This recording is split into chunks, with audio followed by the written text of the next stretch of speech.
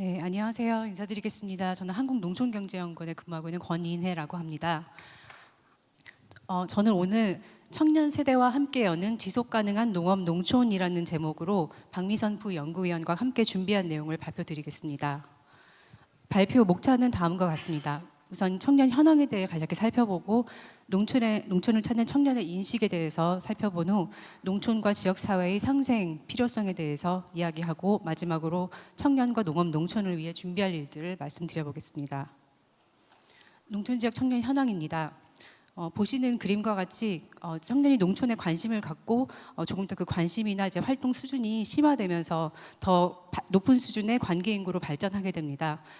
고관여 단계의 관계 인구가 되면 이제 진입 초기 인구로서 지역에서 어떤 구체적인 활동을 추진을 하기 시작하고 이후로 정주 인구로 연결될 수 있습니다. 항상 이런 순차적인 단계를 따르는 것은 아니지만 이런 식의 스펙트럼을 가지고 이해하시면 좋을 것 같습니다. 농촌 지역 청년 인구는 24년 기준으로 214만 명 수준입니다. 농촌 주민의 한 22% 수준이고요. 약 10년 전인 2015년에 비하면 24만 명 정도가 감소를 했습니다.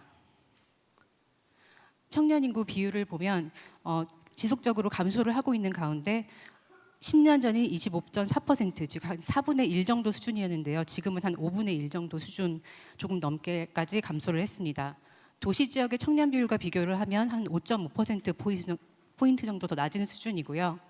청년 농가의 비율도 계속 감소하고 있는 추세로 20년 기준으로 1.2% 상당히 낮은 수준을 보이고 있습니다. 청년 관계 인구의 잠재적 규모에 대해서 살펴보았습니다. 저희 연구원에서 도시민을 대상으로 설문조사한 결과를 통해서 본 결과인데요.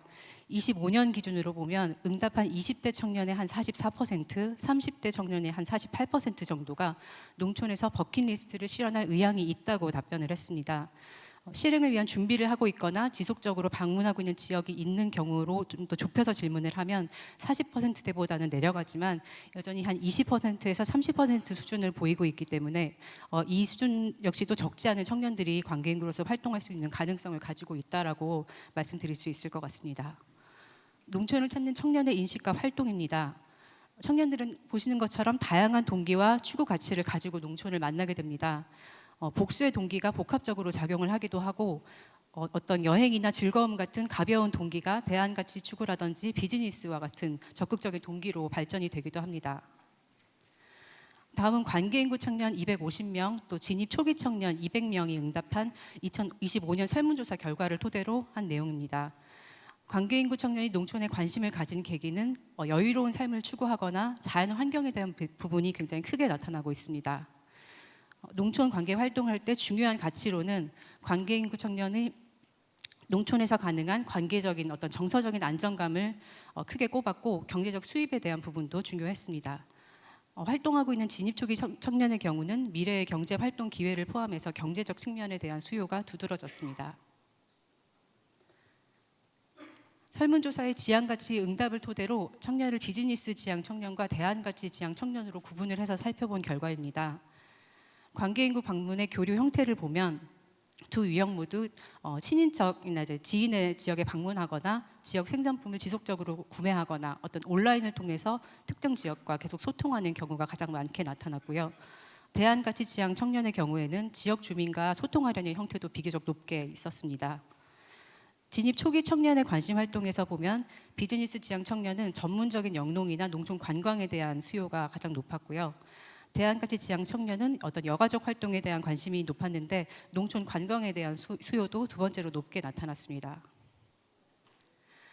비즈니스 지향 청년은 대중교통이나 정보 구독과 같이 경제 활동과 좀 더 직접적으로 관련되는 부분에 대한 수요가 필요를 높게 느끼고 있었고요. 대안가치 지향 청년은 텃세와 같이 주민들의 배타성으로 인한 갈등을 가장 우려하고 있었습니다. 진입 초기 청년이 이주할 때 가장 고민된 점으로는 비즈니스 지향 청년의 경우 생계와 거주 문제가 가장 컸고요. 대안가치 지향 청년은 생계 문제가 1순위였지만 낯선 지역과 문화에 적응해야 되는 부분들을 걱정하고 있었습니다. 청년과 농촌 지역사회의 상생에 대한 부분을 말씀드리겠습니다. 청년과 농촌의 상생 접근의 필요성에 대한 부분인데요. 청년이 지역에 정착을 하고 안정적으로 이제 지역민으로 정착을 하기 위해서 관계 형성이 굉장히 중요합니다. 그 이유는 농촌 지역사회 관계의 어떤 복합성에서도 찾을 수가 있는데요. 농촌 주민은 주민이자 이웃이고 또 청년의 어떤 비즈니스를 할 경우 그 경제 활동의 고객이 되기도 하고 또 많지 않은 인구 속에서 지역사회의 어떤 오피니언을 형성하는 사람들로도 하기 때문에 이런 복합적인 성격이 관계의 중요성을 높이고요. 그리고 지역사회와 상생하지 않는 청년의 활동은 어떤 농촌 특유의 사회적 자본의 어려움을 겪습니다. 예를 들어 뭐 집을 구하거나 이럴 때도 그런 정보가 온라인으로 유통되지 않고 서로 사람을 통해서 전달되는 형태이기 때문에 접근에 어려움을 겪을 수 있고요. 그리고 청년의 역량과 지역 자원이 결합할 때 차별화된 비즈니스가 가능한데 이러한 부분은 지역사회 협력 없이는 지속적이고 또 안정적으로 자원에 접근할 수 없게 됩니다. 그리고 청년의 활동이 주민이 체감하는 이로움으로 연결될 때 적극적으로 청년을 허용하고 지지하는 그런 문화도 있기 때문에 이러한 특성에서 청년과 농촌의 어떤 지속 가능성은 관계와 비즈니스와 지역사회의 어떤 통합적인 그런 접근이 필요하다고 하겠습니다.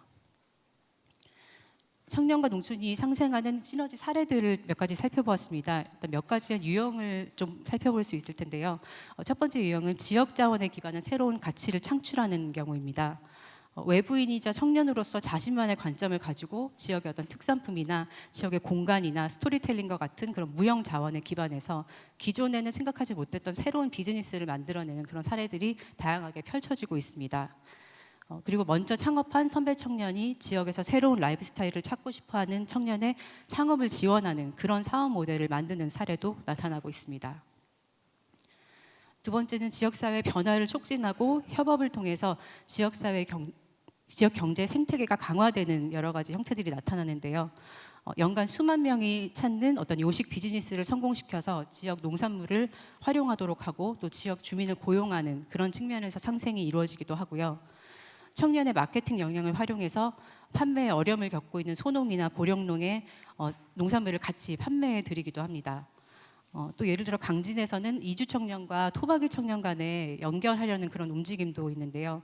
오랫동안 특별히 교류가 없었지만 이주 청년 모임에서 수년간 계속 문을 두드렸고 작년에는 송년회를 같이 했다고 합니다. 그래서 송년회 이제 개인 경품으로 이주 청년이 만든 제품과 토박이 청년이 생산한 농산물을 서로 교환하는 그런 이벤트도 있었고 이런 관계 맺음을 통해서 내년에 그러니까 올해는 여러 가지 좀 같이 할 수 있는 일들을 모색을 하고 있다고 합니다.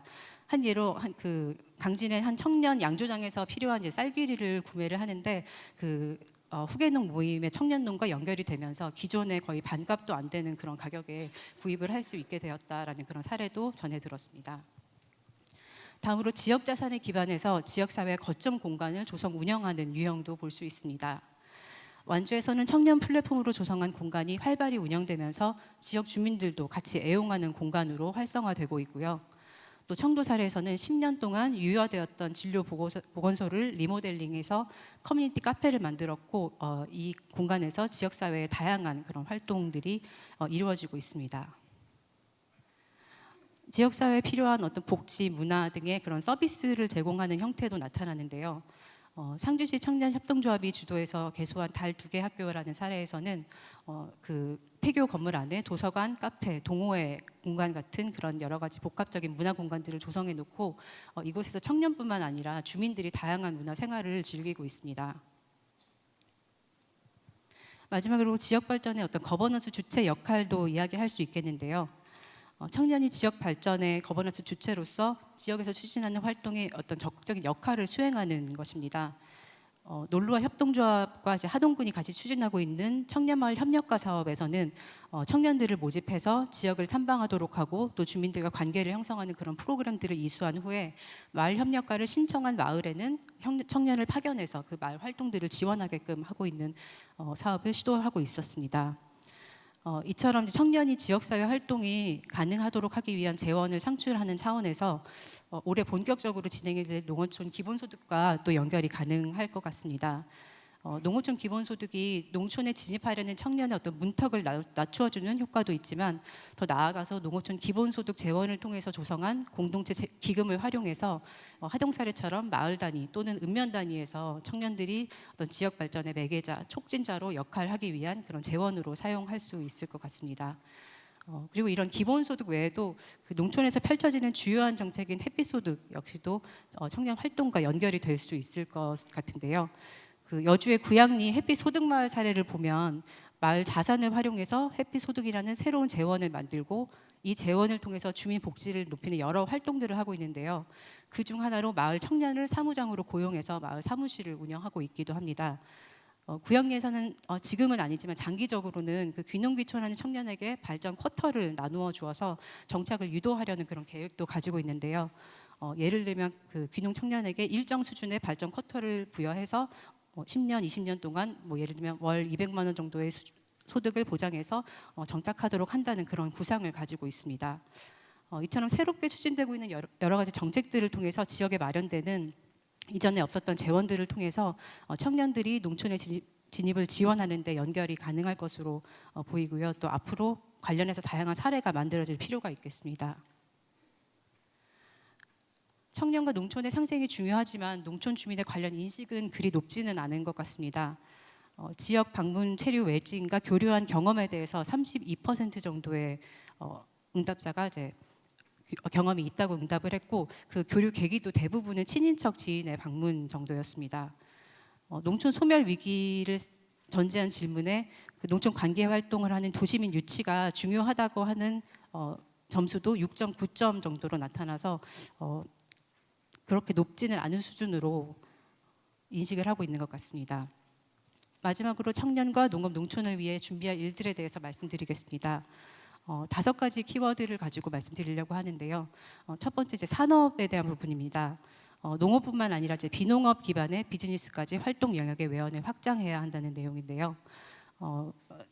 최근에 발표된 3차 농촌 융복합 산업 기본 계획에서도 기존의 농산물 중심을 넘어서서 농촌의 어떤 자연이나 식문화, 경관, 유휴시설 이런 자원들을 폭넓게 활용한 경제 활동까지 지원 범위를 넓히겠다라고 내용을 담고 있습니다. 그리고 이제 국정과제를 추진하고 있는 여러 가지 그 문화유산을 활용한 K-헤리티지 관광벨트라든지 이러한 창의적인 활동들을 지역에서 누가 추진할 수 있을 것인가의 측면에서 청년들의 창의성과 역량을 잘 접목시킬 필요가 있습니다. 그리고 이러한 비즈니스를 추진함에 있어서 지역 주체와의 연결을 통해 가치를 확대하는 방식을 적극적으로 모색할 필요가 있습니다. 김제시에서 그 청년그룹과 액션그룹 그리고 그 지역의 기경영체들이 연결되고 협업이 일어나는 다양한 접점을 만들어서 상호 시너지를 만들어내는 잼맵 프로젝트 사례 방식을 참고할 수 있겠습니다. 지역사회 서비스에 대한 부분입니다. 공익적 사회적 활동 수요를 가진 청년과 지역사회의 필요를 매칭해서 서비스 제공 주체로 역할하도록 하는 구조가 필요합니다. 문화기획이나 디지털 전환 등과 같이 지역의 부족한 서비스와 청년의 역량을 연결하는 다양한 플랫폼 방식들을 좀 고민할 필요가 있을 것 같고요. 또 이런 활동들이 심화되면서 보다 전문적인 서비스 주체로 발전하고 자립해 갈 수 있도록 전문화 사업화를 지원하는 부분도 필요할 것 같습니다. 그리고 공익적 역할에 대한 일자리와 추진도 청년의 안정적인 진입과 정착을 촉진할 수 있을 것으로 생각되는데요. 예를 들면 농촌 공간계획 제도가 시행되고 또 농림부의 여러 지역개발 사업들이 고도화되고 있기 때문에 이러한 정책 사업들에 계속 모니터링하고 통합적 유기적인 추진을 지원하는 그런 역할의 공공 일자리에 대한 부분도 검토해 볼 수 있을 것 같습니다. 공간 차원에서는 유유자산의 창의적인 재해석과 재활용을 통한 새로운 가치 공간을 창출하는 일들을 더 확대해 갈 필요가 있겠습니다. 이러한 공간은 청년들이 교류 활동하는 거점 공간이기도 하고 주민들이 이용하면서 지역사회와 청년이 만나는 공간이 될 수 있습니다. 그리고 좀 더 이제 신화되면서 도시인 관계 인구를 잇는 어떤 허브 공간으로도 발전할 수 있을 것으로 생각합니다. 청년들의 비즈니스를 위한 공간 지원도 필요한데요. 공유 오피스 같은 어떤 업무 공간이나 창업 전에 소규모 실험을 해보기 위한 테스트 스토어 같은 청년 개인이 투자하기에는 부담이 큰 시설 인프라에 대한 지원 부분입니다. 그리고 지역의 어떤 거점 공간을 조성하거나 활용을 할 때 청년과 기존 경영체 등 지역 주체 간 필요에 따라서 유연한 형태로 연결되고 협업할 수 있는 그런 공간에 대한 고려도 필요하겠습니다. 사람에 대한 부분입니다. 농촌과의 관계 스펙트럼상에서 청년이 여러 그런 위치를 가질 수가 있고 또 청년이 가지고 있는 가용 자원 등도 굉장히 많이 다를 수 있는데 여러 가지 조건을 가진 청년들이 자신이 가진 조건 하에서 농촌에 진입해서 활동을 해볼 수 있도록 진입 장벽을 낮추고 또 도전을 독려하기 위해서 보다 촘촘한 그런 정책을 설계하고 또 지역 차원에서 굉장히 세심하게 운영할 필요가 있겠습니다. 직접적인 자원을 제공하는 정책도 필요하지만 사람과 사람 또 사람과 자원을 연결시키는 그런 네트워크 저변을 강화하고 확장해 나가는 정책도 필요할 것으로 보입니다. 작년부터 농림식품부에서 커넥트업 사업을 추진을 하고 있는데요. 그런 부분들을 계속 확장해 갈 계획이라고 알고 있습니다. 그리고 지역에서는 특히 이제 그 청년이 가지고 있는 청년이 요구하는 어떤 구체적인 필요, 어떤 기술, 자문 이런 것들을 상시적으로 문의하고 또 연결시킬 수 있는 그런 어떤 창구와 체계를 마련하는 것도 필요할 것 같습니다. 마지막 키워드로 연결 부분인데요. 연대하는 사람 생태계를 통한 농촌 지역의 경제 그리고 문화 생태계를 확장하는 것입니다. 지역에서 활동하는 청년들 간의 소통과 연결을 지원하는 부분, 그리고 앞서 강조드린 청년과 지역의 상생적인 접근을 만드는 부분, 이런 부분들이 다 중요하지만 자체적으로 만들어지기는 어렵기 때문에 어떤 매개 역할이 들어와서 사업 등과 같은 형태로 어떤 연결을 형성시키고 또 단계적으로 그런 네트워크가 계속 발전돼 나갈 수 있는 그런 구조를 만들어주는 설계가 필요할 것으로 보입니다. 이러한 과정을 효과적으로 설계해서 연결하고 또 케어하는 중간 지원 조직과 같은 매개 조직의 역할이 굉장히 중요한데요. 그런 매개 조직의 역할을 중심으로 해서 연결과 또 그런 시너지 작용이 지역 안에서 계속 지속되고 확장되고 순환되는 그런 시스템을 만들어갈 필요가 있겠습니다. 네, 이상으로 발표를 마치겠습니다. 감사합니다.